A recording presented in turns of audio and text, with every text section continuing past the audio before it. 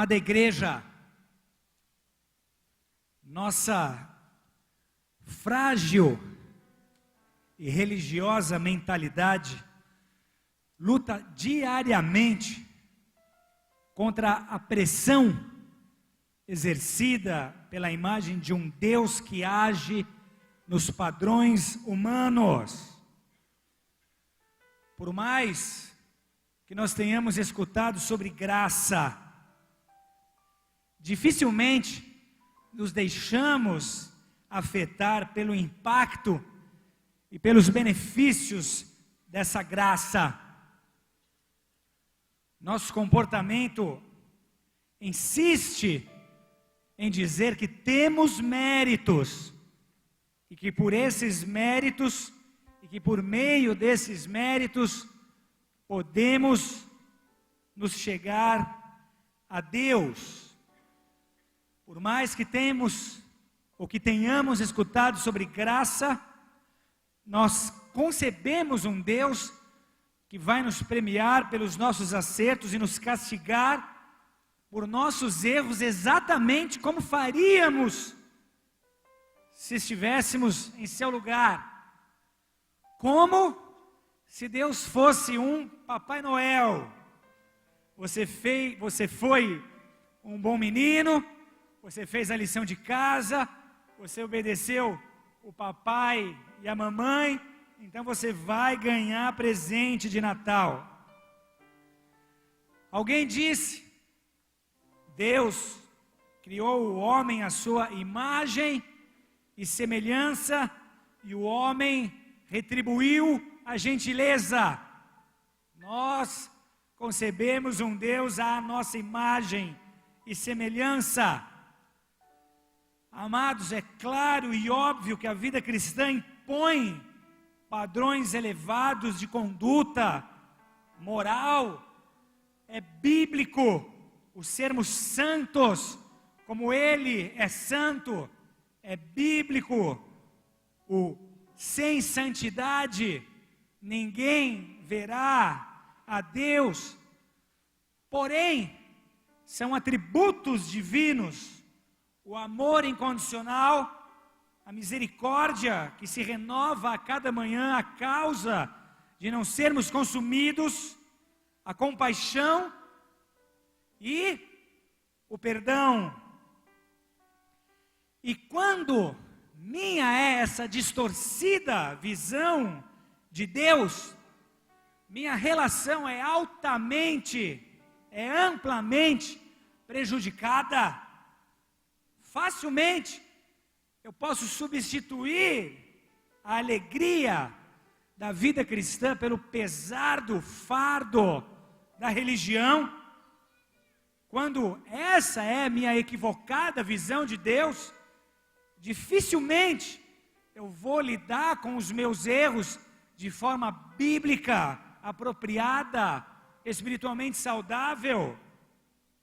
Na verdade, se essa é minha deformada visão de Deus, eu vou acabar, por fim, me escondendo atrás de uma máscara de impecável espiritualidade, tão somente por não suportar o fato de que sou vulnerável, de que cometo erros.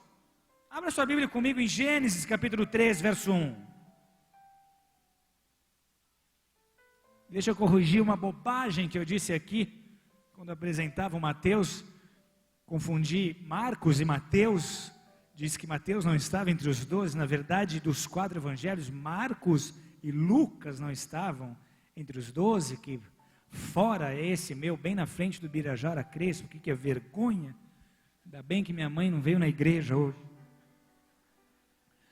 Gênesis 3.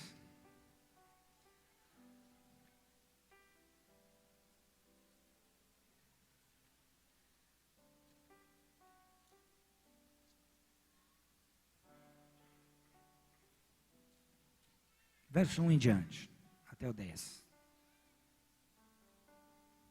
Quem já achou diz amém. Diz o texto: ora, a serpente era mais astuta que todas as animarias do campo que o Senhor Deus tinha feito, e essa disse à mulher: é assim que Deus disse, não comereis de toda árvore do jardim? E disse a mulher à serpente: do fruto das árvores do jardim comeremos, mas do fruto da árvore que está no meio do jardim, disse Deus, não comereis dele, nem nele tocareis, para que não morrais. Então a serpente disse à mulher: certamente não morrereis, porque Deus sabe que no dia em que dele comerdes, se abrirão os vossos olhos, e sereis como Deus, sabendo o bem e o mal. E vendo a mulher que aquela árvore era boa para se comer e agradável aos olhos, e árvore desejável para dar entendimento, tomou do seu fruto e comeu, e deu também a seu marido, e ele comeu com ela. Então foram abertos os olhos de ambos, e conheceram que estavam nus, e coseram folhas de figueira, e fizeram para si aventais. E ouviram a voz do Senhor Deus que passeava no jardim pela viração do dia, e escondeu-se Adão, diga, e escondeu-se Adão e sua mulher da presença do Senhor Deus entre as árvores do jardim. E chamou o Senhor Deus a Adão e disse-lhe: onde estás? E ele disse: ouvi a tua voz soar no jardim e temi, porque estava nu e escondi-me. E Deus disse: quem te mostrou que estavas nu? Comeste tu da árvore que te ordenei que não comeste? Então disse Adão: a mulher que me deste por companheira, ela me deu da árvore e comi. A partir daí temos todas as consequências dessa quebra de aliança. Adão, o primeiro homem, foi vítima de engano, assim como Eva, a mesma serpente que através dos séculos vem distorcendo a sã doutrina, vem distorcendo com falsos argumentos a palavra de Deus, vem convencendo os seres humanos a comprarem caixas de bombons vazias, vem convencendo os seres humanos a trocar tudo por uma experiência que os faz perder tudo. Adão é procurado por Deus depois de ter pecado contra o Senhor, e a Bíblia nos conta que Deus o chama, que Deus o procura, que Deus se preocupa, que Deus se interessa. E na verdade, Adão está nesse momento escondido. Ele disse a resposta de Deus: onde estás, Adão? Ouvi tua voz soar no jardim e temi, porque estava nu e me escondi. Com o eu ouvi, Adão estava dizendo: reconheci Deus. Interessante, porque enquanto seduzido pelo pecado, essa atmosfera de sedução o leva a total indiferença quanto à presença de Deus, mas nesse momento ele cai na realidade, ele reconhece Deus, ele escuta Deus, e ele diz: eu tive medo, pois sabendo que havia pecado, sabendo da presença de Deus, entendi há consequências para os meus erros, eu quebrei uma aliança, eu desobedeci. Ele ainda diz: eu estava nu, ele fala, reconheci minha condição, meu entendimento já não era puro, já não era inocente, e então me escondi. Esse é resultado da culpa. Como hei de encarar a Deus depois de ter falhado, depois de ter pecado, depois de ter manchado minhas vestes, depois de ter conscientemente me deixado levar por um caminho de desobediência, sabendo que essa atitude iria ferir o coração de Deus. Interessante, porque quando Deus chama Adão, esse chamou tem raiz hebraica, kra, que significa invocar, chamar pelo nome. Quando Deus nos procura, quando Deus nos chama, é algo extremamente pessoal, porque o teu relacionamento com Deus, a tua aliança com Deus é intransferível, é pessoal. E ainda, o verso 8, quando conta que Adão fugiu da presença de Deus, esse presença no hebraico é pané, que significa a face de Deus. Então entenda, tendo cometido um pecado contra Deus, inserido num ambiente perfeito, Adão e Eva poderiam conviver com o governo de Deus, mas já não mais com a face de Deus. Eu consigo, em pecado, entender o governo, a autoridade, a soberania, o reinado e a majestade de Deus, porém já não mais a sua face, já não mais a sua intimidade. Temos então um casal que escolheu se esconder. O peso sobre os ombros de Adão não foi provado por nenhum outro ser humano, porque a sua escolha determinaria o curso da história. A sua decisão afastaria até Cristo o homem de Deus. Nós vemos um Adão que simplesmente conseguiu estragar tudo.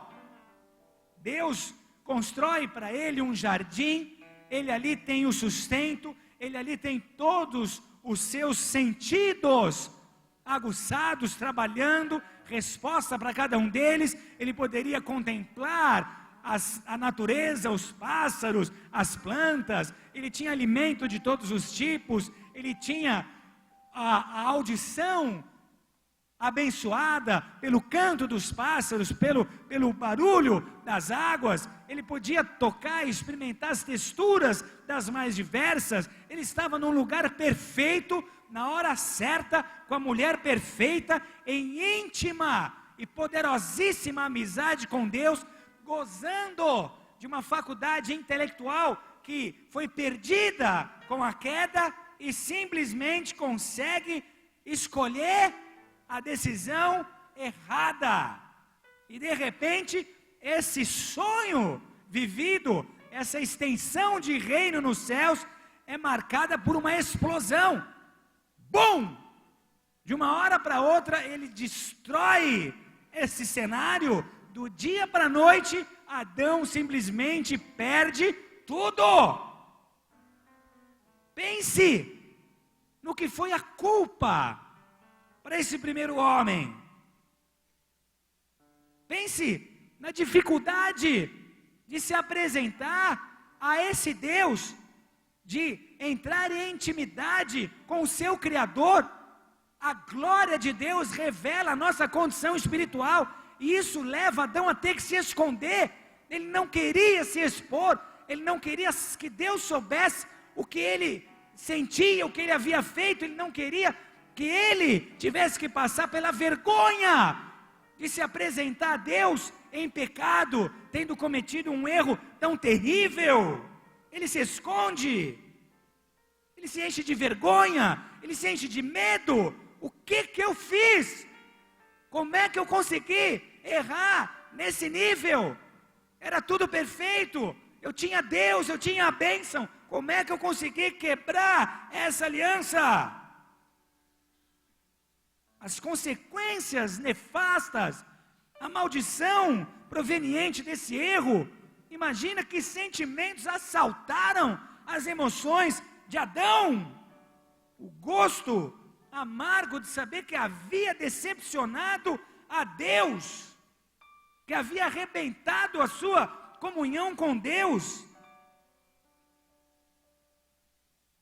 Não é esse o sentimento que nos visita quando nós conscientemente falhamos, quando por maiores que sejam os nossos esforços, erramos, quanto por mais bem preparados que achamos estar, pecamos contra Deus?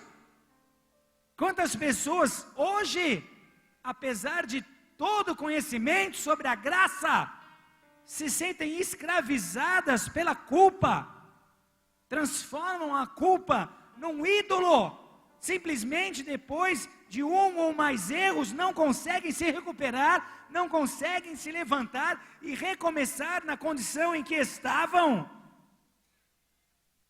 Quantas pessoas hoje sofrendo às margens da plenitude das promessas de Deus, se sentindo indignas, inapropriadas. Mas as decisões que eu tomei foram terríveis. Foram decisões que destruíram a minha família, destruíram o meu casamento, destruíram a minha reputação.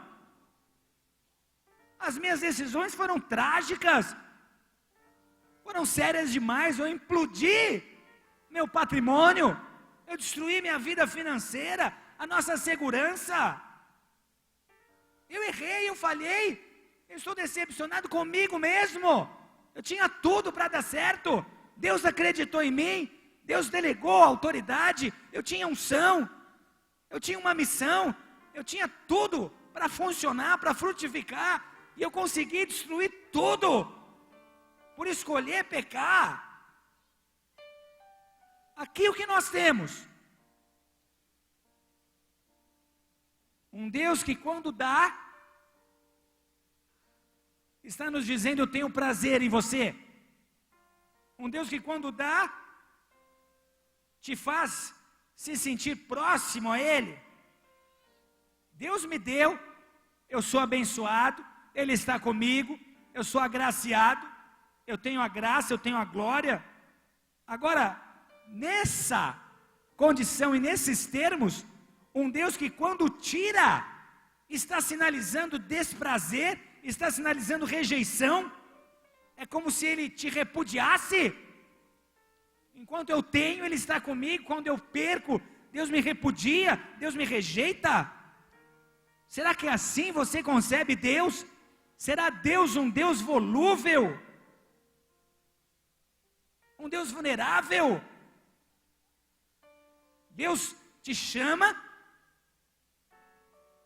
te tira com uma pinça lá da garganta de Satanás, muda a tua história, te purifica, te levanta, te unge, te firma, só para depois te ver cair, te levanta para depois te decepcionar.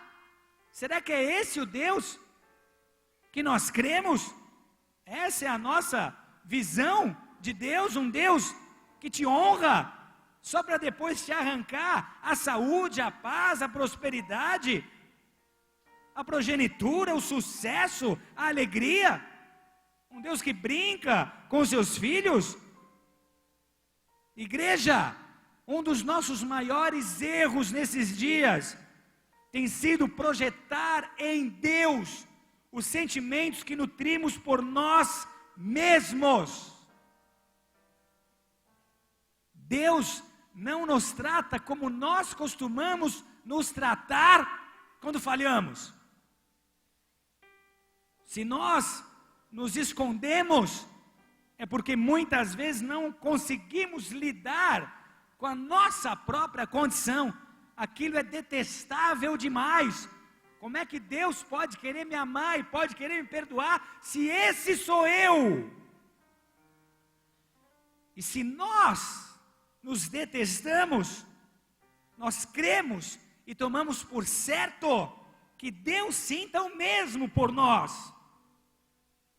E quando nós não nos amamos, não nos perdoamos, é muito mais difícil aceitar que Deus possa nos amar e nos perdoar. Quando nós encontramos barreira em nos perdoar, em nos amar, nós não conseguimos receber perdão e amor de Deus. Uma coisa é se sentir amado, é se sentir aceito por Deus, quando a vida está completa, quando todos os seus sistemas de segurança estão funcionando, quando todos os seus sistemas de apoio estão em seus lugares. Agora, e quando o vento sopra contrário a nós, quando o vento sopra a nosso favor, A autoaceitação é fácil. É fácil se sentir amado, é fácil se sentir filho, é fácil se sentir especial. As coisas estão dando certo, Deus está comigo.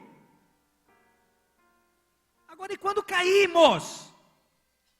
E quando pecamos? E quando os sonhos se despedaçam? E quando nós perdemos? E quando as coisas não funcionam como nós esperamos? E quando nós somos tratados com desconfiança? E quando somos abalados? E quando as nossas emoções são feridas? E quando nos entristecemos? E quando padecemos? E quando estamos face a face com a condição humana? Como sou imperfeito, como sou falho, como ainda há coisas podres dentro de mim, como estou longe de ser quem eu já gostaria de ser para Deus. Em momentos assim, dá para se sentir como uma criança querida no colo do pai? E quando nós somos atacados, e quando nós passamos por situações que destroem os nossos sentimentos, dá para se sentir assim, querido, amado? Ou o que você sente é rejeição pura?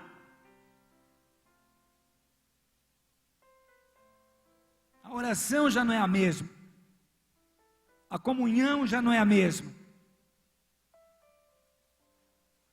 É como se o tempo que Deus tivesse para você hoje fosse menor do que de costume. É como se o interesse de Deus já fosse outro.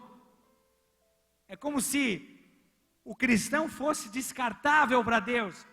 Enquanto está acertando, ótimo, é meu filho, eu te amo, deita no meu colo, eu vou te mostrar o quanto você é importante. Ah não, agora você falhou, não ouse me chamar de pai, me chame de senhor, mantenha a distância. Será que não é assim que nos sentimos? Adão, onde estás? Sai desse esconderijo, Adão. Sai desse esconderijo. É quando Deus nos chama pelo nome. Sai desse esconderijo. Porque eu conheço a tua dor. Porque eu conheço as tuas feridas. Porque eu conheço as tuas dificuldades. E só vou poder te tratar quando eu tiver a tua verdade, quando eu tiver a tua sinceridade, quando eu tiver a tua transparência. Enquanto você se esconder, nada vai acontecer. Diga para o seu vizinho: Deus te chama a parar de se esconder e se aproximar abertamente a Ele. A religião diz não. Você errou, você é imperfeito, já não vai ser a mesma coisa. Deus confiou em você, você tinha tudo para ser, Deus ia te usar, mas você viu o que você fez. Então se acomode nessa condição que você está hoje, esqueça essa história de servir a Deus, pare de sonhar que Deus vai te usar. Acomode-se ao fato de que se você ficar sentado no banco da igreja, escutando a palavra, você tem chances ainda de ser salvo. Esqueça, não projete mais nada, não creia que Deus vai te dar uma segunda chance, uma terceira ou quarta, não é assim que funciona. E quantos cristãos estão paralisados, engessados, cedendo a essa voz de acusação? Saia do esconderijo. Nada do que você faça te diminui da condição de filho. Nada do que você faça pode diminuir ou aumentar o amor de Deus por você. Você vai ministrar o seu vizinho agora. Chama a atenção dele para mim. Agora você vai fazer um olhar de amor, não é qualquer olhar. O teu olhar vai ter que transmitir o amor de Deus por essa vida. Ele vai ter que ver Jesus em seus olhos.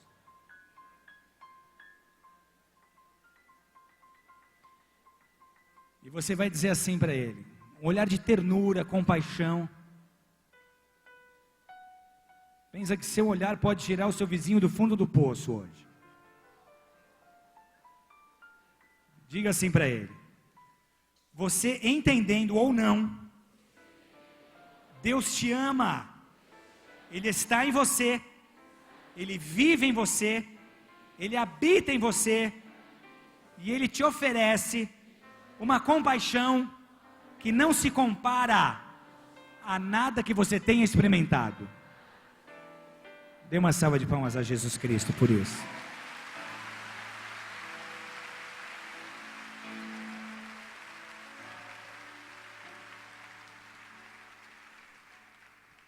E se Ele ainda não habita em você, isso vai acontecer essa noite em nome de Jesus. Por que nós nos escondemos? Por que é mais fácil se esconder do que enfrentar a nossa realidade? Pelo mesmo motivo de Adão, porque não é fácil, não é cômodo, nós não gostamos do que vemos, é intolerável, é insuportável, não é confortável ter que enfrentar o eu, o nosso eu. Nós não gostamos de nos olhar no espelho, quando estamos nos sentindo assim. Nós não gostamos do que vemos. É melhor se esconder. É mais fácil se esconder. É mais tranquilo, exige menos. É menos dolorido, é menos trabalhoso. É mais fácil procurar algo para colocar entre nós e os próximos, entre nós e Deus. É mais fácil usar uma capa, é mais fácil usar uma máscara. Diga de novo para o seu vizinho, com aquele olhar: é hoje. Diz assim para ele: não adianta carregar na maquiagem, nada vai te fazer ser mais aceito por Deus.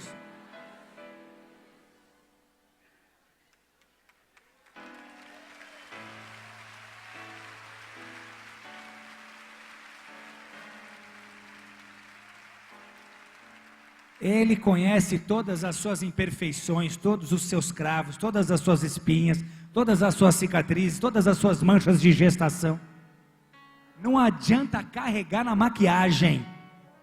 Você vai ficar com cara de palhaço e Deus vai continuar sabendo quem você é. Tá, vamos lá. A cheinha estava no banheiro do restaurante carregando na maquiagem.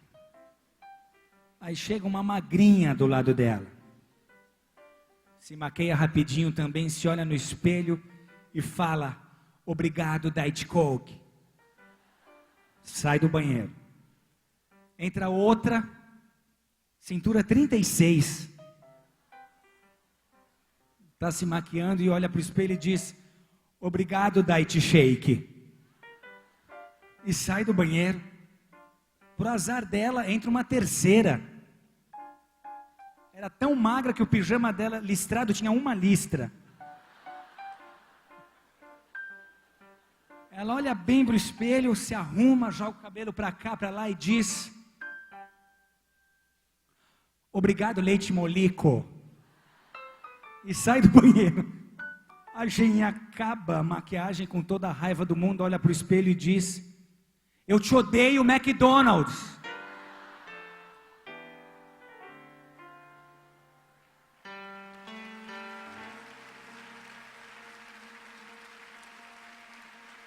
Mãe, por que a senhora passa tanto tempo em frente ao espelho se maquiando?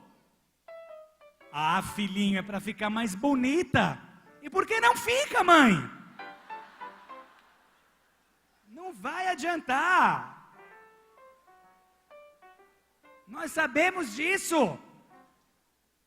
Mas por que ainda assim nós escolhemos nos esconder? nós acabamos por produzir um falso eu. Um eu admirável, cativante, agradável, beirando a perfeição. Não olhe muito para mim, minha santidade pode transformar a sua vida. Cuidado que minha luz pode te ofuscar. Nós criamos um personagem e escondemos tudo aquilo que somos e sentimos atrás desse personagem, em benefício do público que queremos agradar. Nós passamos a interpretar esse personagem. Uma fachada. Quantos cristãos vivendo uma fachada para esconder a sua baixa autoestima, o seu sentimento de insegurança, de insignificância, de inferioridade, de rejeição, de indignidade. Igreja, detestar-se é o pior inimigo de um cristão. Se você não pode se amar, como é que você vai amar o próximo? Se você não consegue se aceitar, como é que você vai aceitar o próximo? Se você não se sente amado, como é que você vai amar a Deus? Como é que você vai amar a vida? A auto-rejeição é o pior inimigo da vida espiritual, o pior. Não pense que é Satanás.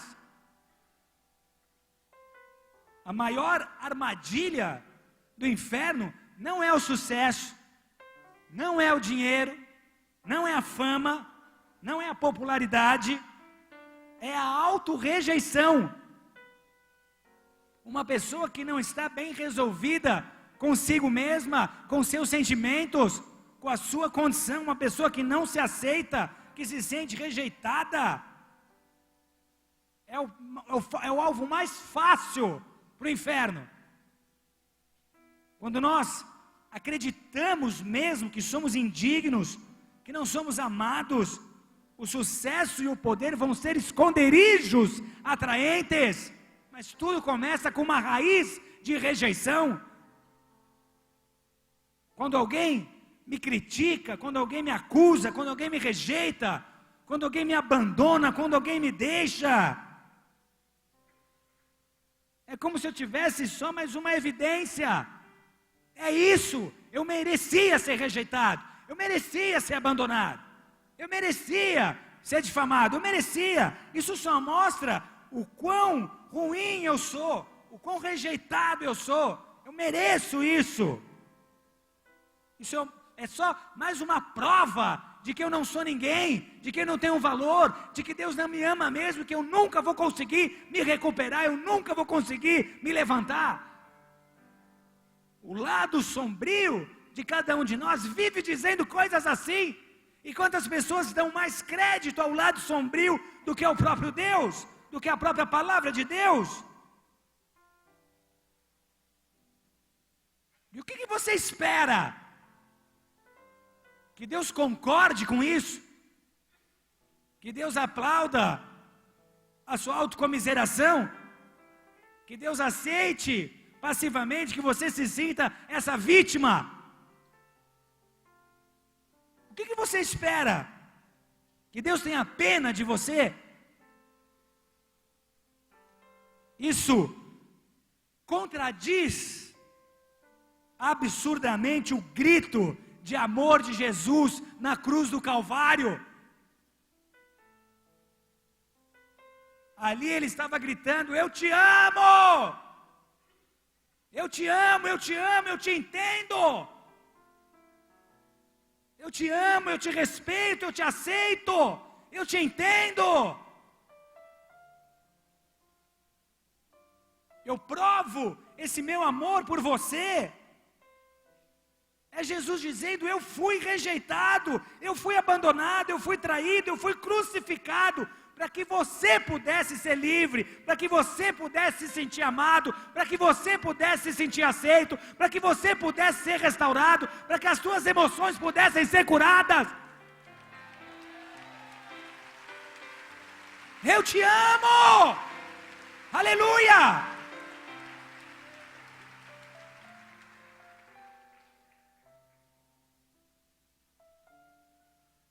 É Jesus chegando e expondo as suas próprias feridas. Isaías 53 nos apresenta um Jesus que expõe as suas feridas, que está dizendo: olha para elas, olha para as marcas nas minhas mãos, olha para as marcas nos meus pés. Eu te amo, eu te amo. Essas são as feridas que eu recebi no meu corpo por você. Eu fui rejeitado, eu fui crucificado, para que você seja curado, para que você se sinta amado, para que você se sinta aceito, para que você receba o direito de ser chamado filho de Deus. Olha para essas feridas, olha para essas marcas, olha para essa cicatriz. Pelas minhas feridas você vai ser sarado, pelas minhas chagas você vai ser curado. Eu paguei o preço no seu lugar, eu sei o que você está sentindo. Eu posso trocar de fardos com você, porque eu já carreguei o seu fardo.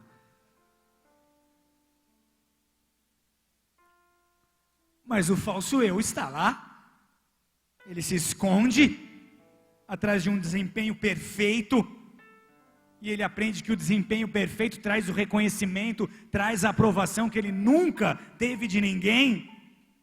Ele prefere orbitar numa região sem sentimentos, ele prefere se anular para manter o medo de ser rejeitado a uma distância segura. O falso eu é quase um codependente, ele depende dos elogios, ele depende dos aplausos, ele suplica pela aprovação, ele tem apetite por afirmação.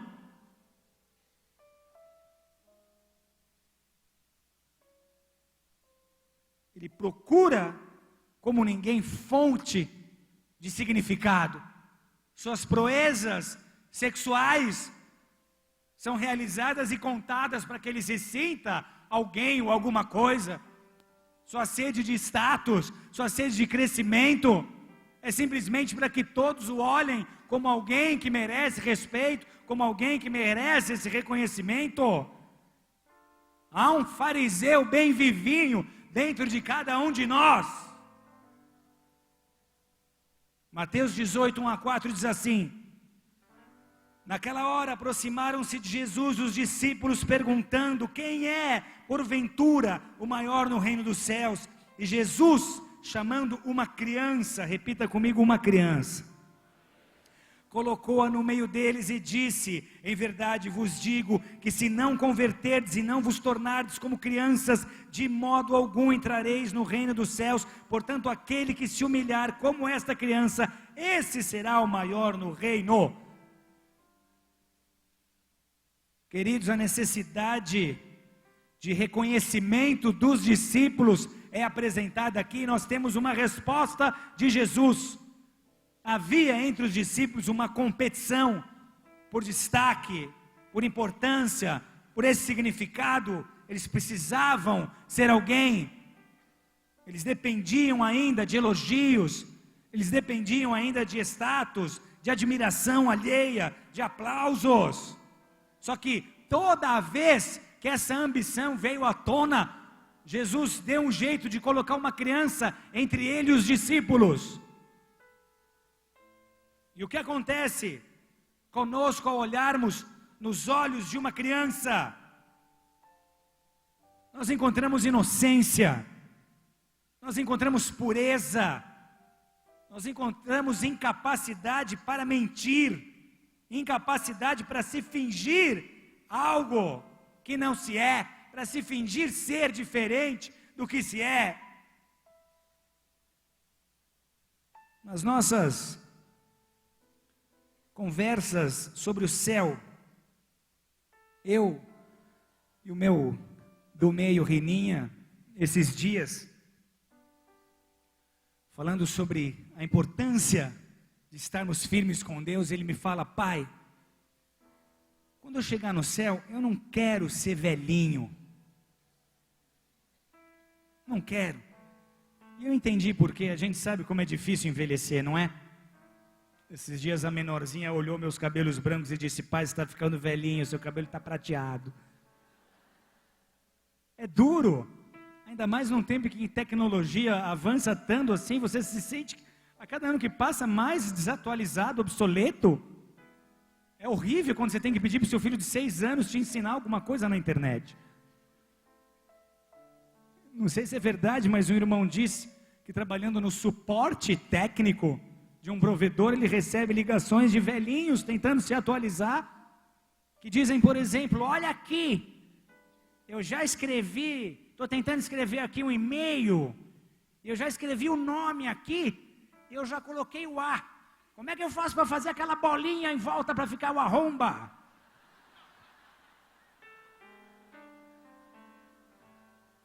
O outro diz: ó, meu filho, não estou conseguindo imprimir um documento aqui. Como é que eu faço?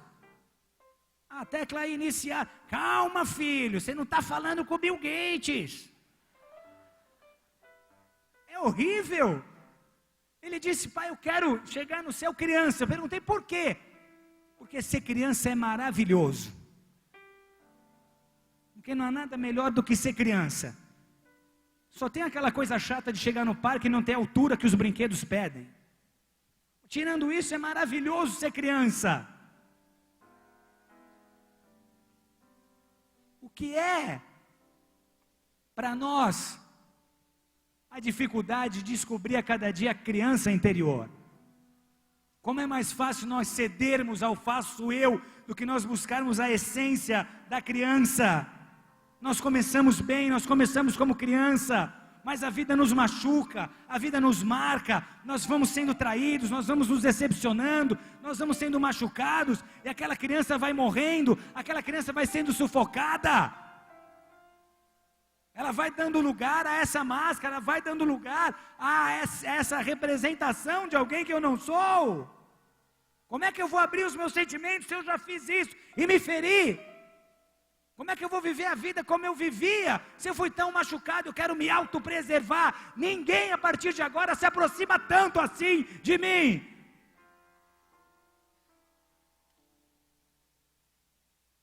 Há um fariseu bem vivinho dentro de mim, dentro de você.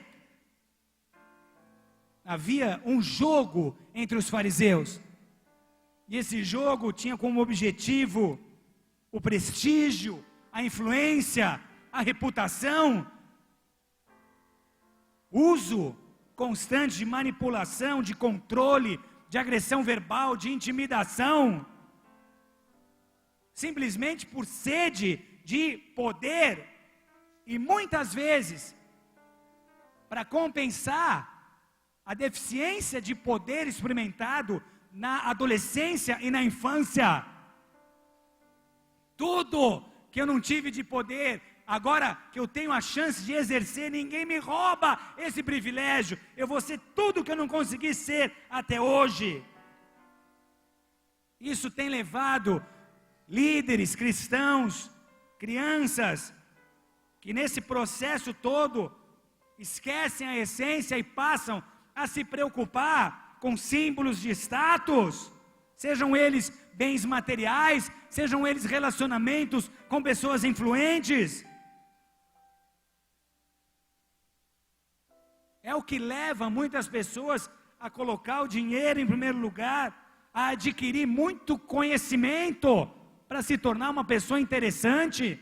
Os fariseus sabiam que o conhecimento na religião trazia um status, trazia um sucesso. Vamos consultá-lo, ele é doutorado, ele é pós-graduado, ele é o maior teólogo que nós temos aqui, tudo por sede de reconhecimento, de poder. O fariseu hoje continua vivendo de manobra em manobra, só para identificar e destruir qualquer ameaça ao seu mundo perfeito de controle. O fariseu hoje se torna monstruoso quando o subalterno rouba a cena. Embora seja alvo de comentários que muitas vezes não são positivos, ele se torna cínico, ele não cede, ele não se autoavalia, ele não se olha no espelho como deveria, ele se endurece a cada confronto, fica paranoico quando é desafiado, quando é ameaçado, fica perturbado quando é confrontado, quando é derrotado. O falso eu vive uma vida irreal, com evidências externas de sucesso, ainda que se sentindo solitário, vazio, infeliz, ansioso, ácido consigo mesmo. O falso eu luta por coisas vazias, ele corteja o aplauso, a admiração, controla o seu próprio mundo e acredita que essa seja a forma correta de se viver.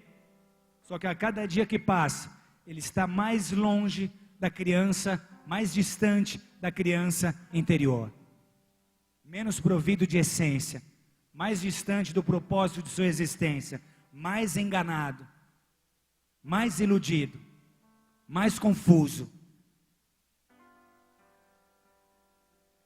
A menos que nós recuperemos a essência, a menos que recuperemos nossa criança interior, esse personagem que você aprendeu a interpretar vai ficar cada vez mais vivo.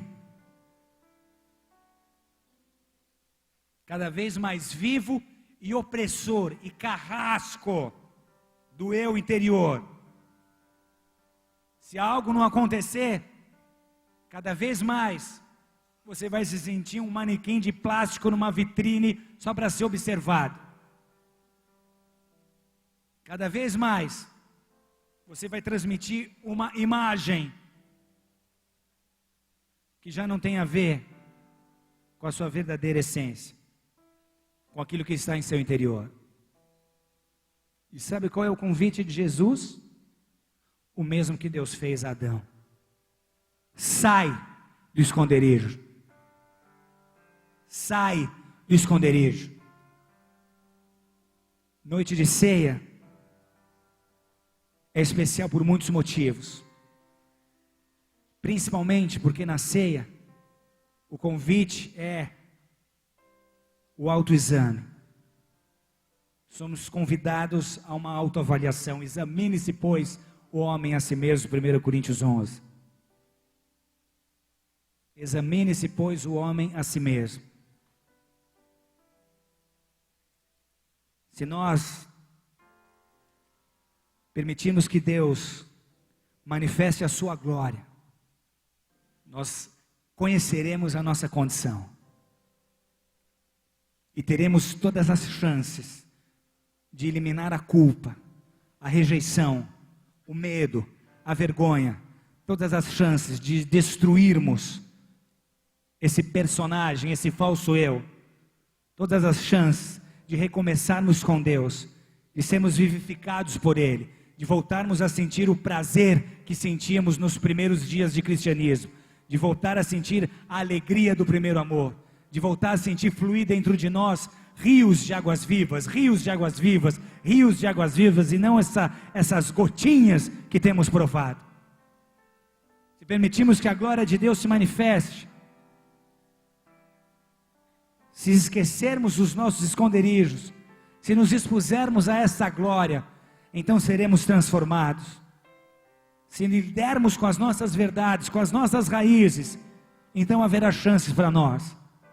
Se tratarmos os nossos erros como eles devem ser tratados, se nos tratarmos a nós mesmos como Deus espera nos tratar, se aceitarmos o perdão de Deus, se recebermos esse perdão, então veremos a igreja nessa nação num novo nível de fé, num novo nível de espiritualidade, alcançando novas realizações em Cristo, tendo novas e maravilhosas experiências com Cristo, vencendo, derribando e despojando todo e qualquer elevante do inimigo de nossas almas. Se nós vivermos o que Deus tem nos proposto nesses dias, a igreja continuará avançando nessa nação, e o inferno a cada dia terá que retroceder, porque as portas do inferno não prevalecerão contra uma igreja curada, contra uma igreja santificada, contra uma igreja que se sente amada, contra uma igreja que se sente usada por Deus, contra uma igreja que se sente revestida de autoridade,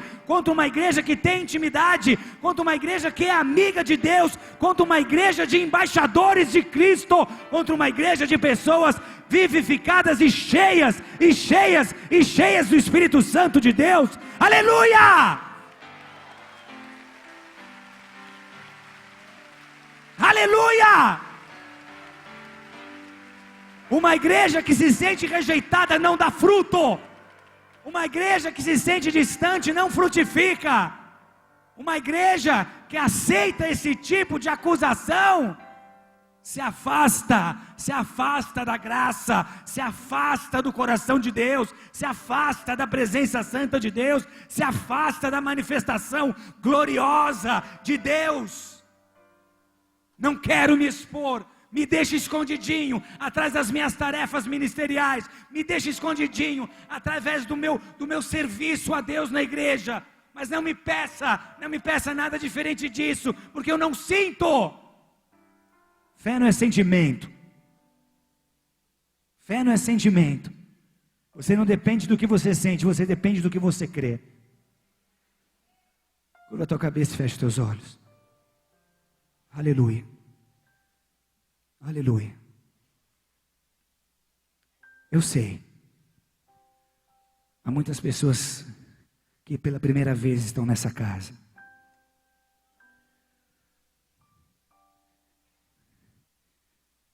E o que eu quero fazer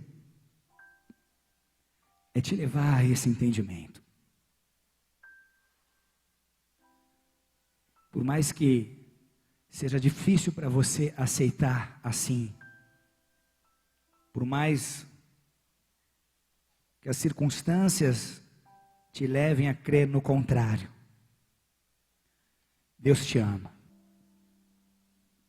Se você soubesse quanto Ele te ama, o que Ele precisa é de um sim, o que Ele precisa é de fé, o que Ele precisa é de ver o seu coração aberto, é escutar o seu clamor, é ver a sua mão levantada, é te ver dizendo: Deus, eu estou aqui, Pai, como eu preciso desse amor, como eu preciso de Ti, como a vida me machucou, como tem sido duro, como eu me decepcionei,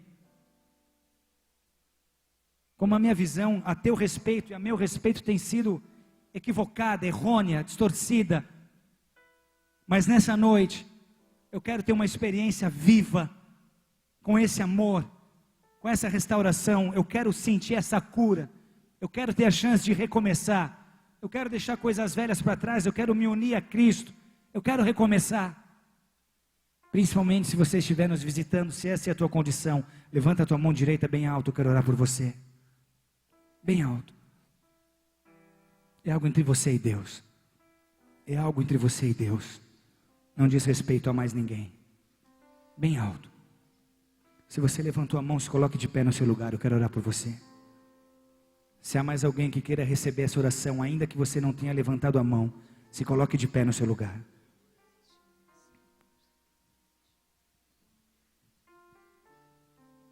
Deus te trouxe aqui com esse propósito.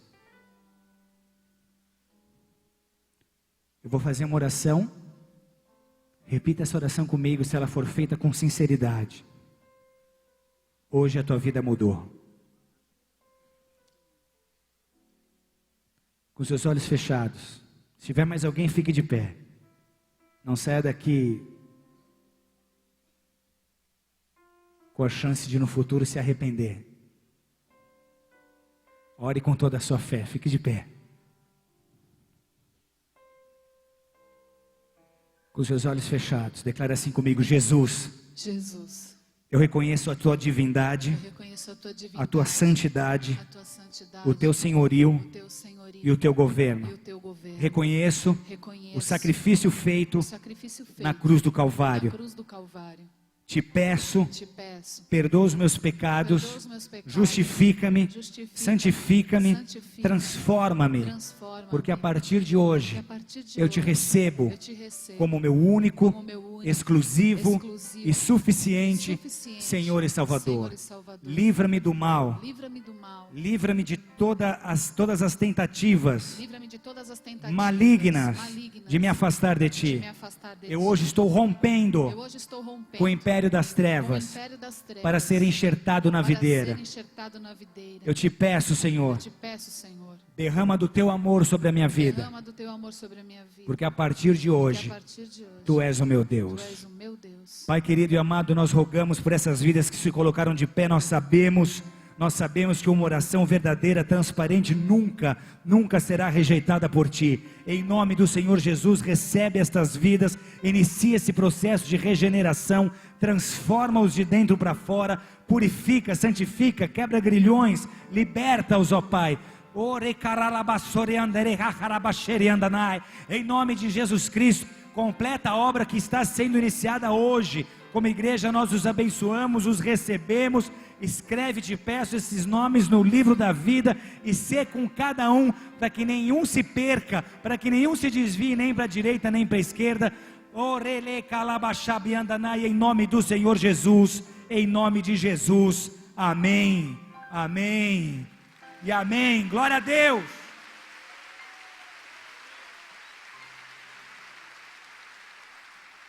Pode se assentar. Se você fez essa oração, vou te pedir uma coisinha aqui, um pedido. Deixe o seu nome, seu e-mail e um contato com essas pessoas que estão com as suas pranchetas levantadas no final dessa reunião ou no balcão do Boas-Vindas, pois a nossa função agora é te dar o suporte para que você desenvolva a sua fé e para que você tenha as suas experiências pessoais com Deus, para que você desenvolva a tua salvação e inicie a tua caminhada cristã. Nossa função aqui é andar com Deus. Se é o que você deseja a partir de hoje, façamos isso juntos então. É para isso que a igreja existe. Deus os abençoe. Mais uma salva de palmas a Jesus por cada vida. Quero convidar os presbíteros e os diáconos. Essa é uma noite de ceia.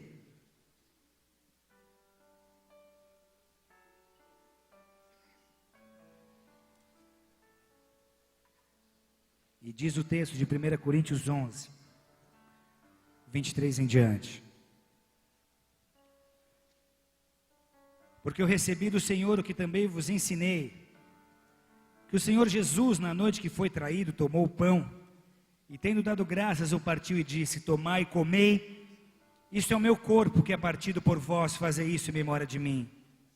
Semelhantemente também, depois de cear, tomou o cálice, dizendo: esse cálice é o novo testamento no meu sangue, fazei isso todas as vezes que beberdes em memória de mim, porque todas as vezes que comerdes este pão e beberdes este cálice, anunciais a morte do Senhor até que Ele venha.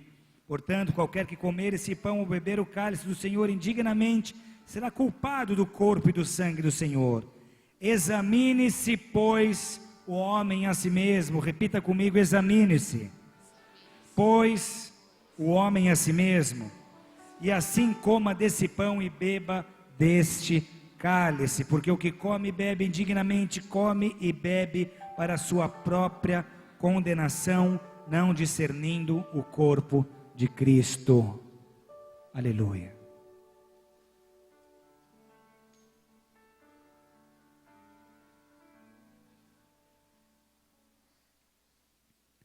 Se nós nos abrimos para sermos amados, essa resposta é o amor pelo próximo. Se nós nos abrimos para sermos perdoados, a nossa resposta é o perdão para o próximo. Esse é o momento que também nos leva a nos acertarmos, a pedirmos e liberarmos perdão para aqueles com que estamos em falta ou para aqueles que conosco estejam em falta. Amém? É engraçado pessoas que dizem: eu amo, a Deus, eu amo o próximo, mas guardam raiva, guardam rancor, guardam amargura e não conseguem perdoar os seus próximos.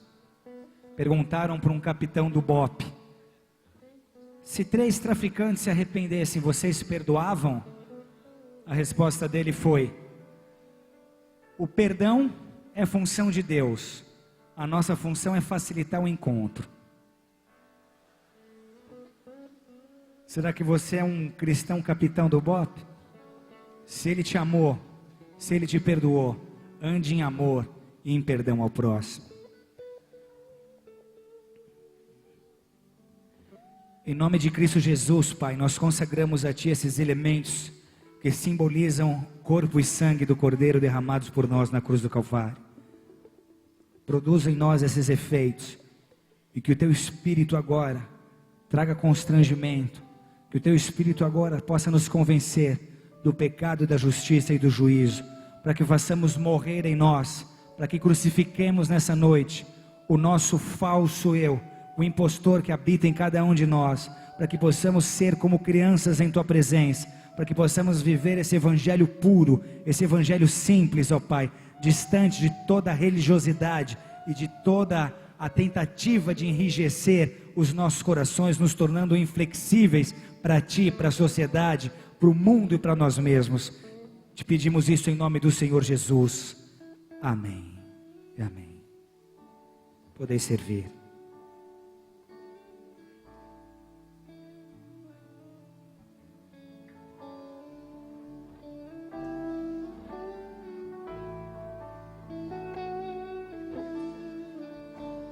Oh Deus, me sondas,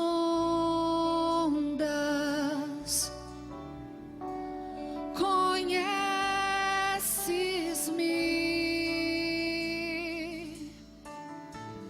mesmo quando falho,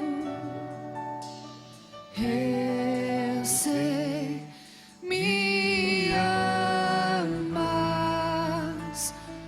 eu sei, me amas. Estás presente, estás presente a me cercar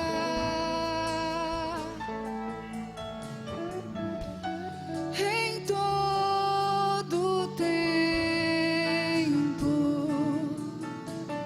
Eu sei, me amas, eu sei, me amas.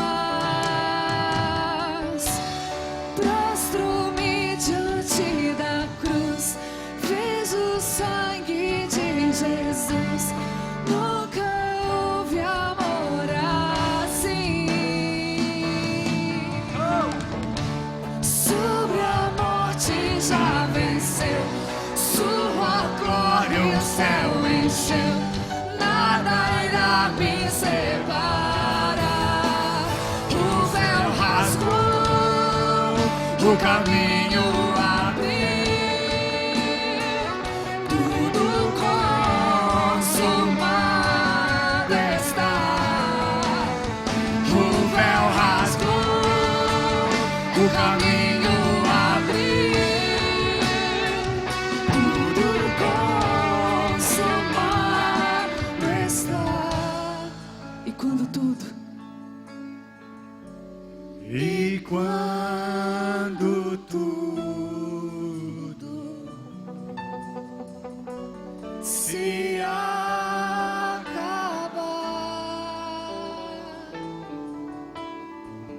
estarei seguro.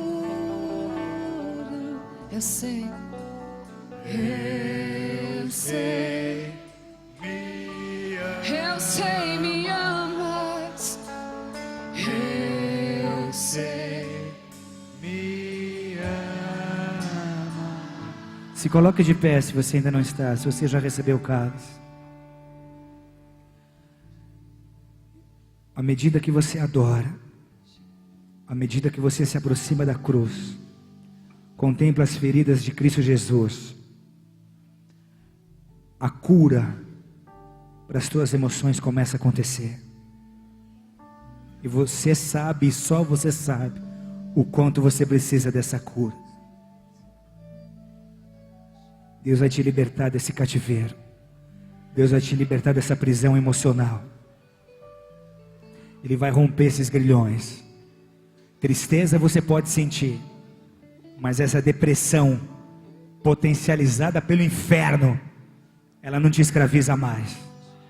Você pode ter motivo legítimo para estar triste. Seu choro vai durar uma noite, mas a alegria do Senhor virá pela manhã. Há poder no Evangelho, há poder no sangue de Jesus.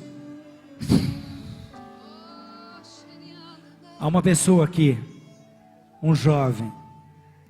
Você tem ministério, mas você caiu em fornicação nessas últimas semanas. Isso te trouxe uma condenação terrível e uma vontade de desistir, de largar mão de tudo, por se sentir indigno e por achar que nunca mais ia ser do mesmo jeito. O poder de Deus virá sobre ti para te purificar, para te santificar, para te libertar. A tua posição será outra diante do altar, mas aquele que te acusava já não te acusa mais. Sinta o perdão, receba o perdão, receba o perdão.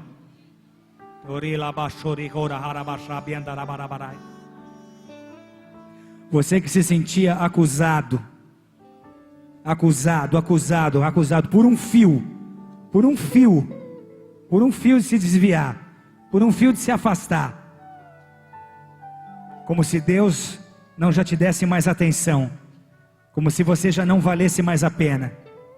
Será que é assim que você concebe esse Deus? Um Deus que está contigo enquanto você dá fruto, mas um Deus que te rejeita quando você erra. Ele está te recebendo de braços abertos. Você vai se sentir amado. Esse espírito de rejeição vai ser destruído, vai cair por terra. Enquanto você adora, o Espírito Santo começa a derramar. O Espírito de Deus começa a derramar, começa a derramar, começa a derramar.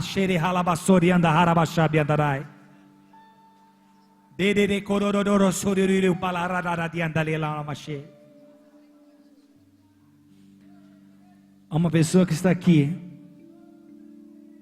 Tua esposa te abandonou, saiu de casa, ela teve motivos para isso, você a traiu e ela descobriu. Só que o que acontece hoje é que a sua rejeição é tão grande, você se sente tão rejeitado, que não é que você não consegue mais acreditar na restauração da sua família e do seu casamento. Você não consegue acreditar na restauração da sua própria vida, na restauração do teu relacionamento com Deus que foi destruído. E essa rejeição é tão grande que você nessa semana pensou em tirar a sua própria vida. Deus te trouxe essa noite porque te ama, porque te chama pelo nome, porque quer te libertar, porque morreu na cruz, mandou Jesus para a cruz para te salvar. Onde está essa pessoa? Levante a mão bem alto. Quem é esse homem? Eu estou te esperando aqui, levante sua mão. Se você perceber ele aí, me avisa. Quem é essa pessoa? Rompe com a vergonha, rompe com o medo. Quando Deus mostra é porque a pessoa está presente. Quando Deus mostra é porque a pessoa está presente. Abandone o falso eu, ele está preocupado com o que vão pensar de você. Onde está você? Sinaliza assim para enxergar. Onde? Receba agora o toque do Espírito Santo. Seja tocado pelo Espírito Santo. Ele ouviu a tua oração, ele ouviu o teu clamor. Você ouviu?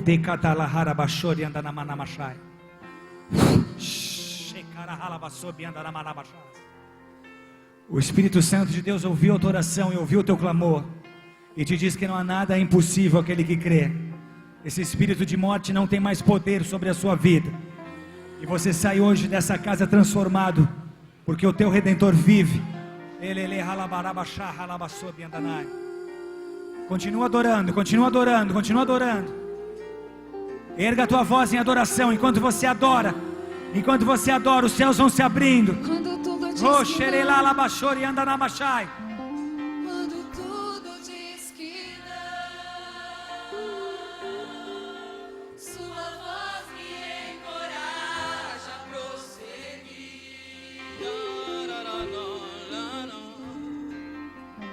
Quando tudo diz que não, ou parece que o mar não vai se abrir, sei que não estou só, e o que dizes sobre mim se frustrar. Venha em meu favor e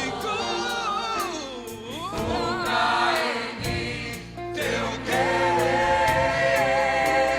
Deus impossível, não desiste, Ele não.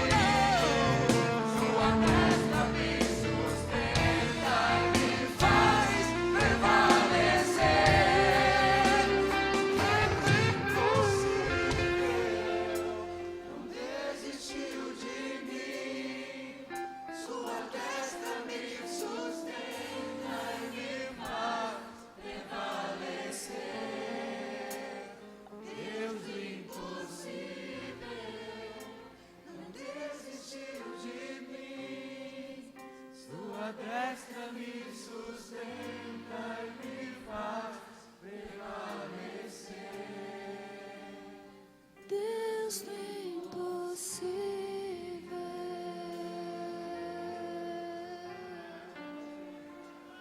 Ergue o pão bem alto.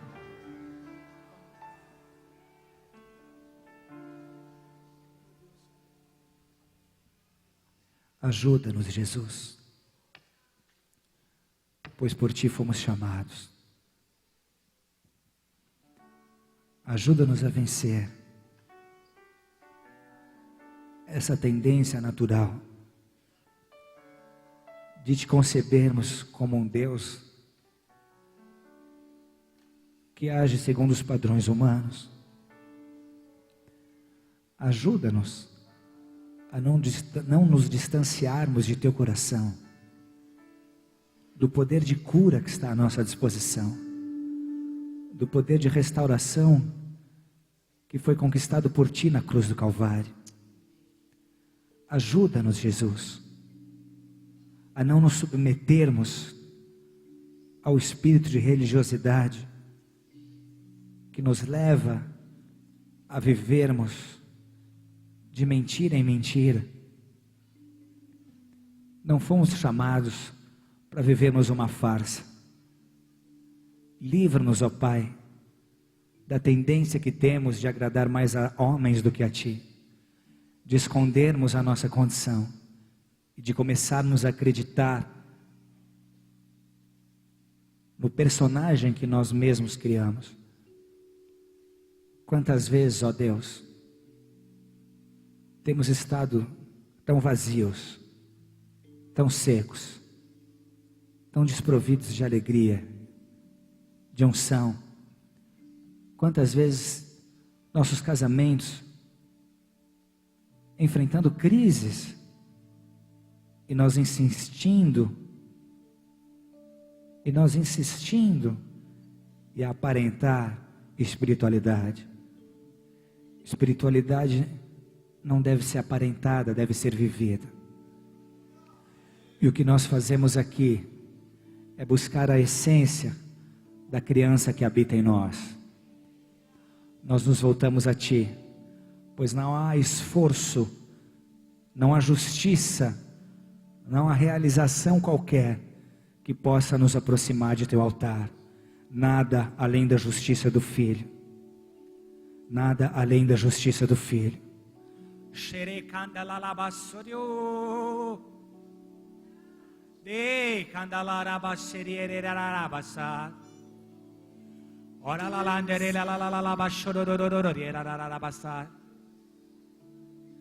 Nada além do sangue, Jesus. Teu sangue leva-me além, a todas as alturas, onde ouço a tua voz, fala de tua justiça pela minha vida. Jesus, esse é teu sangue.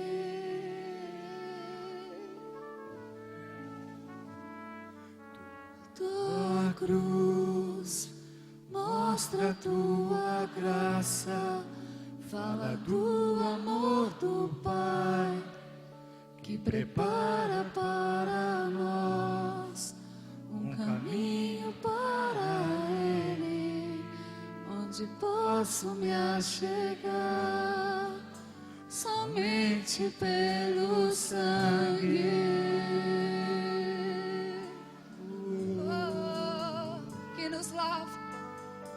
Que nos lava dos pecados, que nos traz restauração. Nada além do sangue, nada além do sangue de Jesus, que nos faz brancos como a neve, que nos faz brancos como a neve, aceitos como amigos de Deus. Nada além do sangue, nada além do sangue de Jesus. Coma o pão, erga o cálice.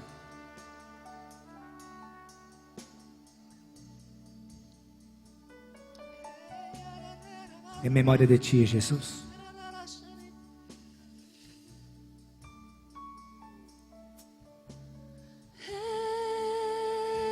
Eu sou livre.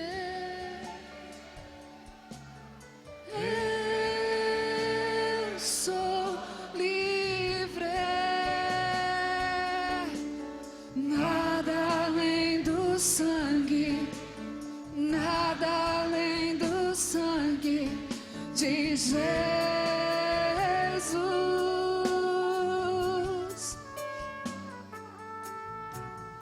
Eu sou livre.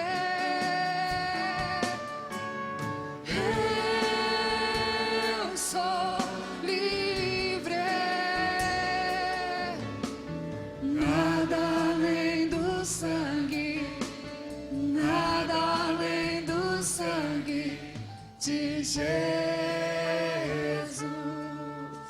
Erga o cálice.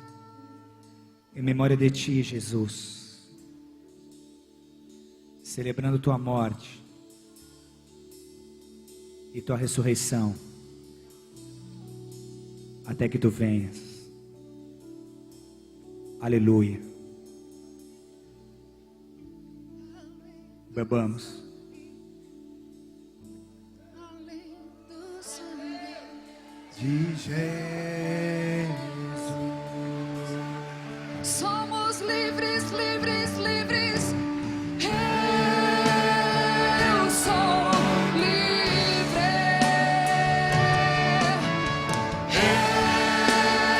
Eu sou livre.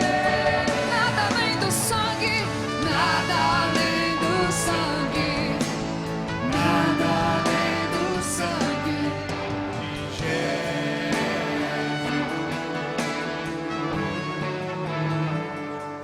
Eu quero chamar ao altar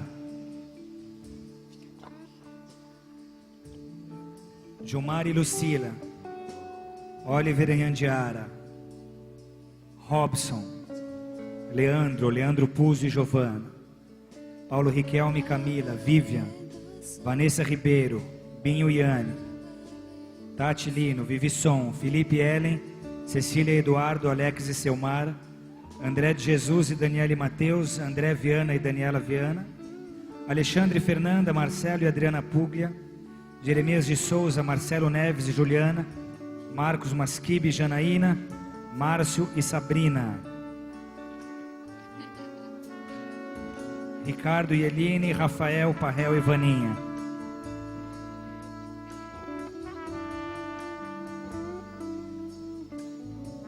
Não saia antes da bênção final. O que nós vamos fazer aqui é ordenar ministros, ordenar diáconos e presbíteros.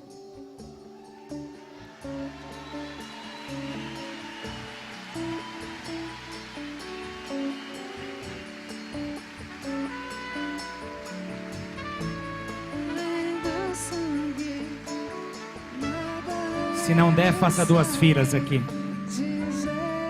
Dê um passo à frente, vocês. Faça 2 filas. Esse é um momento clássico. Como Satanás gosta de momentos assim, dizer, tá vendo? Outros foram ungidos e você não. Esse é um dos momentos em que ele tenta plantar semente de rejeição em muitas pessoas. Saiba, Deus te chamou e Ele tem o tempo dele para a tua vida. Amém?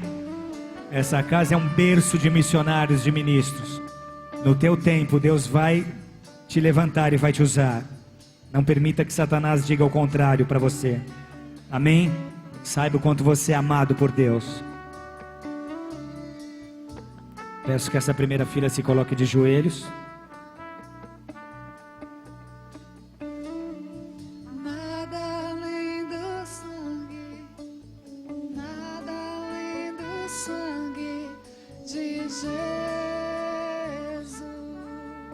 Aceite o processo, porque há um processo para a sua constituição.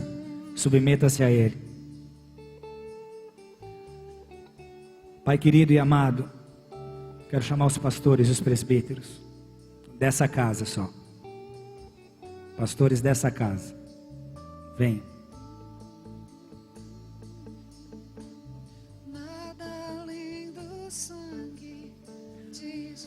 Pai querido e amado, nós glorificamos o Teu santo nome pela oportunidade que temos de vermos gerações sendo levantadas por Ti. O que fazemos é reconhecer a unção que já tem estado sobre essas vidas, porque o Senhor mesmo os tem separado, o Senhor mesmo os tem tomado em Suas mãos. Que desse óleo derramado, ó Deus, nunca falte sobre a vida, sobre a cabeça dos Seus servos. Que essa unção que esse óleo representa, capacite-os, ó Deus, ensine-os todas as coisas, conduza-os, Pai, os instrua e os leve a um nível de autoridade em que possam cumprir essa próxima etapa ministerial que vão vivenciar. Em nome de Cristo Jesus, como servos e sacerdotes do Deus vivo, nós os ungimos.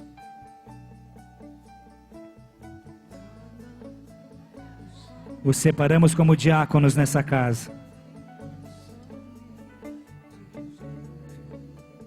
Sejam revestidos de autoridade. Ele os chamou. Ele os está separando.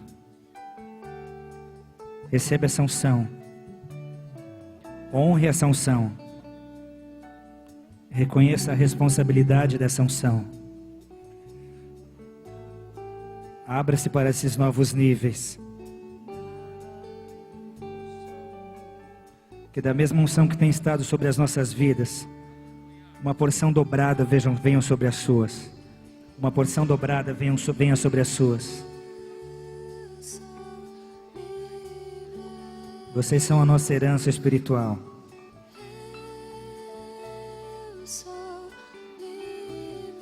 Que essa unção desperte o ministro que há. O ministro que há dentro de cada um de vocês. Que essa unção desperte o ministro que há dentro de cada um de vocês. Aleluia.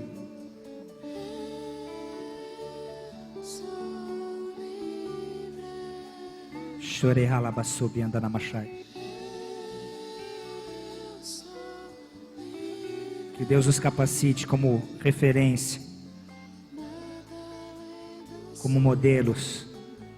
nada além do sangue de Jesus.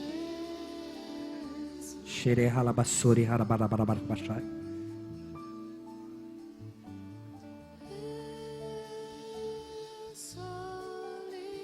Que a unção do Espírito Santo transforme-os em outros homens, em outras mulheres.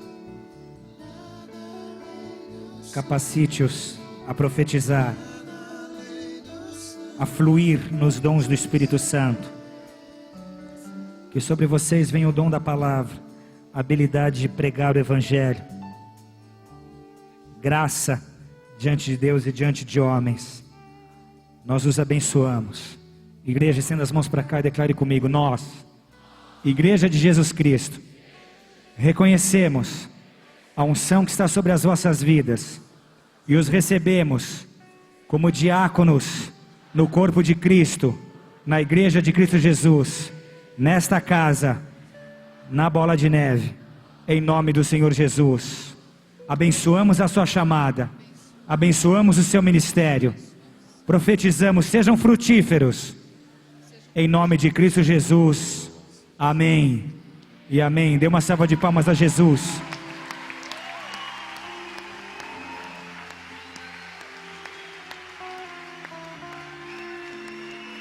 Te adoro E te amo, meu amigo. Vamos enviar nossos filhos para a cidade de Osasco. Só vem mais rápido, por favor.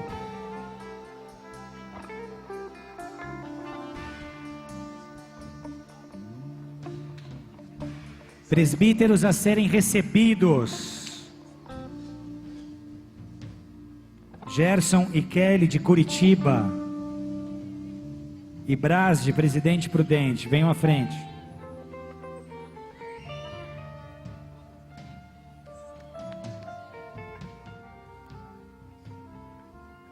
Se coloquem de joelhos.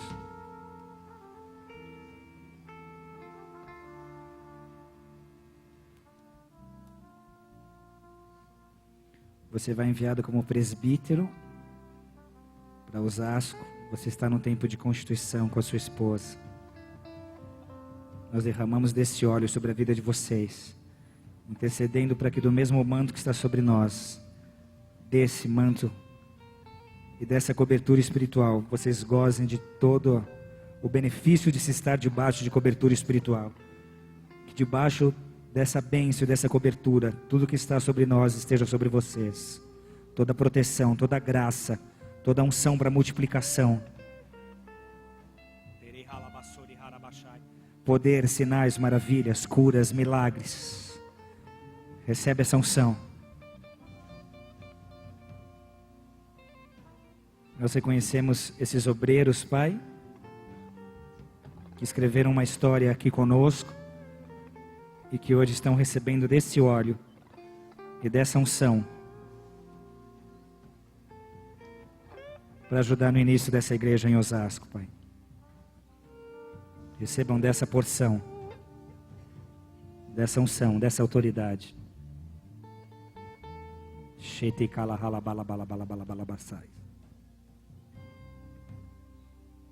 Brás, eu te recebo nessa casa. Esse vai ser para ti um tempo de constituição, de formação, de crescimento. As barreiras que tentam te impedir de cumprir cabalmente teu ministério e a tua chamada vão cair. Você vai viver grandes milagres com Deus. E aquilo que é impossível aos teus olhos, Deus te diz: filho, não há nada impossível ao que crer.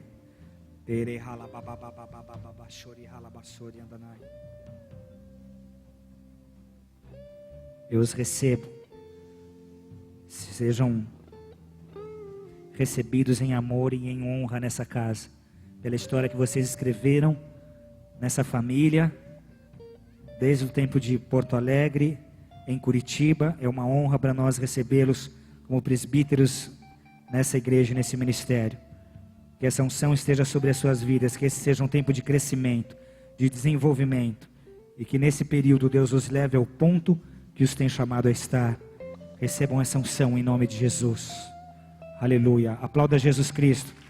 Estenda as mãos para cá. E declare comigo: nós recebemos esse presbitério em honra e amor. E nós abençoamos esses diáconos. Os reconhecemos e profetizamos sobre as suas vidas. Sejam frutíferos em nome de Jesus. Amém e amém. Glória a Deus. Ainda chamo Roberta, Sueli e Elisandra, que vieram de Joinville, que vão ser recebidas como diaconisas.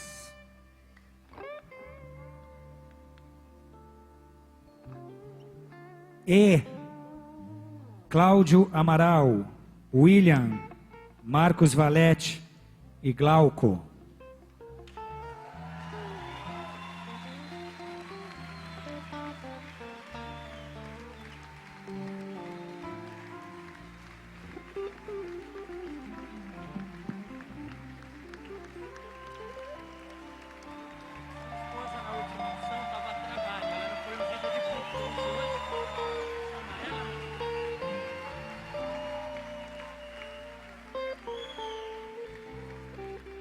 E Guti, se recomponha. Coloque-se de joelhos diante desse altar.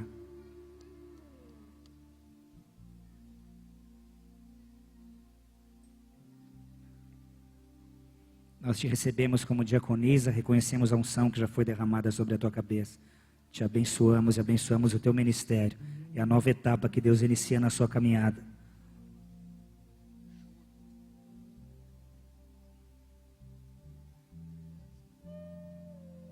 Esse ministério tem sido um celeiro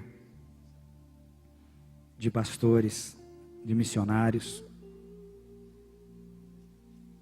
E Deus vem constituindo e formando cada um de vocês.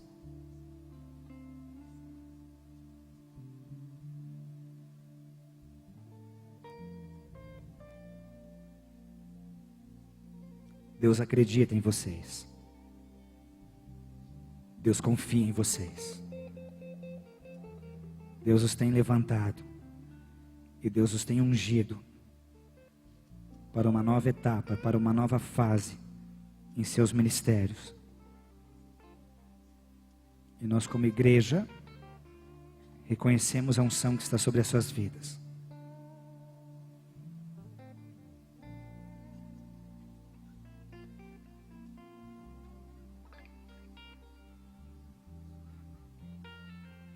Esse óleo representa a unção do Espírito Santo, a autoridade delegada, o novo nível de autoridade nessa caminhada, de responsabilidade diante de Deus e do corpo de Cristo. Que da mesma unção que tem estado sobre as nossas vidas, de uma porção dobrada vocês possam gozar e usufruir. Nós os abençoamos como servo e sacerdote do Deus vivo, debaixo da unção profética, apostólica, que tem revestido a minha vida. Eu separo e os delego como presbíteros nessa casa.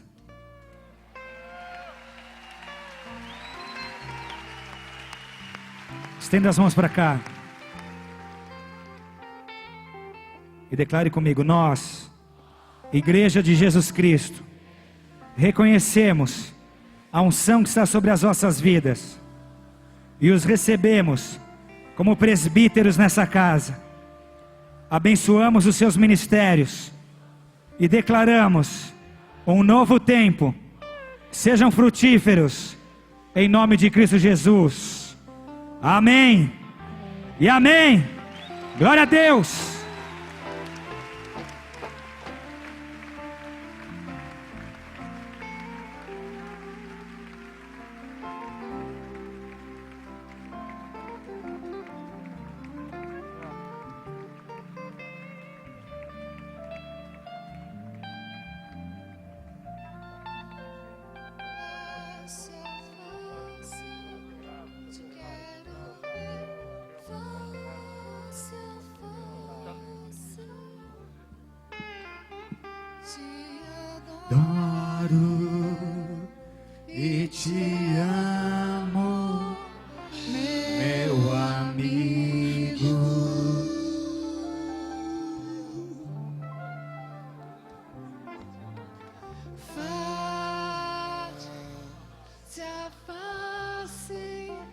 te quero ver face a face,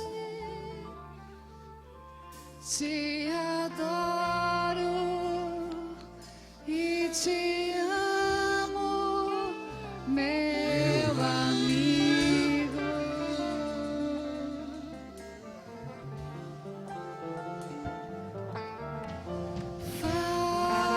Face a face, te quero ver face a face,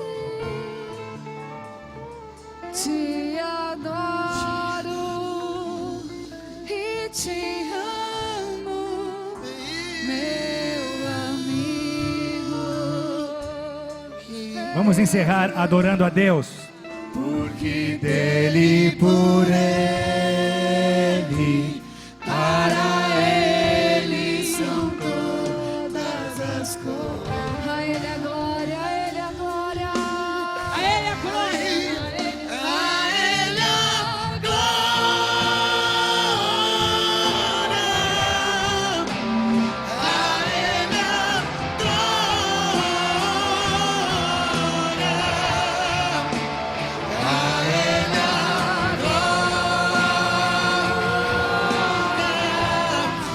pra sempre.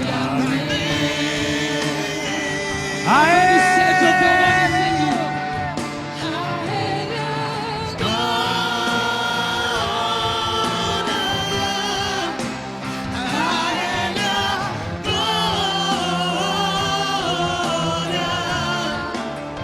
A Ele a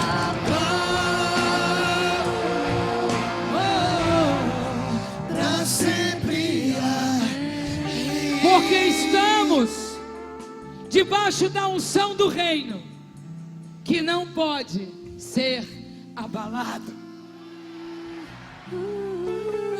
A Ele a glória, a Ele a glória. A igreja.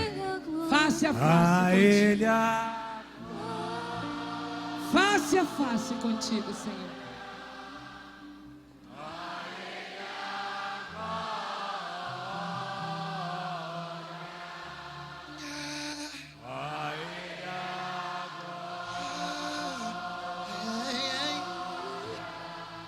pra sempre.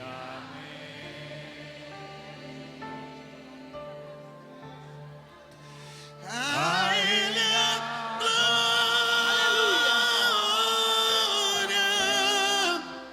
A ele a glória.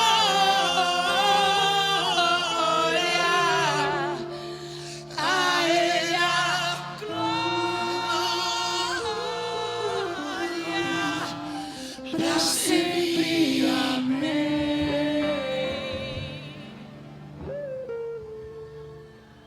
A Ele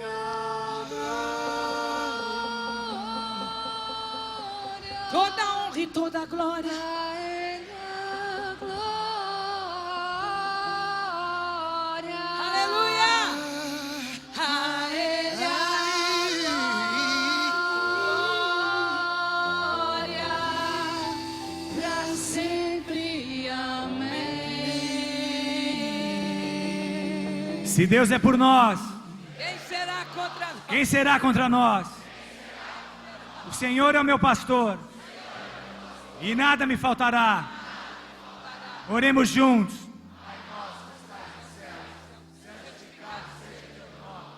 Venha a nós o teu reino. Seja feita a tua vontade, assim na terra como nos céus. O pão nosso de cada dia nos dai hoje. Perdoa as nossas dívidas, assim como nós perdoamos aos nossos devedores. E não nos deixes cair em tentação, mas livra-nos do mal, pois teu é o reino, o poder e a glória para sempre. Amém e amém. Aleluia. Aleluia. Levanta a tua mão direita bem alto. Aleluia. Aleluia. Aleluia. Que o amor de Deus Pai, a graça de Cristo Jesus, a comunhão do Espírito Santo da promessa, esteja sobre cada um de vós, de agora para todo sempre, até que Ele venha. como servo e sacerdote do Deus vivo, eu libero uma palavra profética sobre a tua vida. Esses serão dias de quebrantamento, de contrição, de humilhação, de volta à essência, de resgate de tudo aquilo que o desgaste da batalha te fez perder. Que o Espírito Santo de Deus venha para te vivificar, em nome do Senhor Jesus Cristo. O tempo em que todo falso eu será desmascarado e terá que cair por terra em nome de Jesus Cristo, para dar lugar àquilo que você nasceu para ser, ao eu que você foi chamado para ser, em nome do Senhor Jesus, em nome do Senhor Jesus. Amém e amém. Glória a Deus.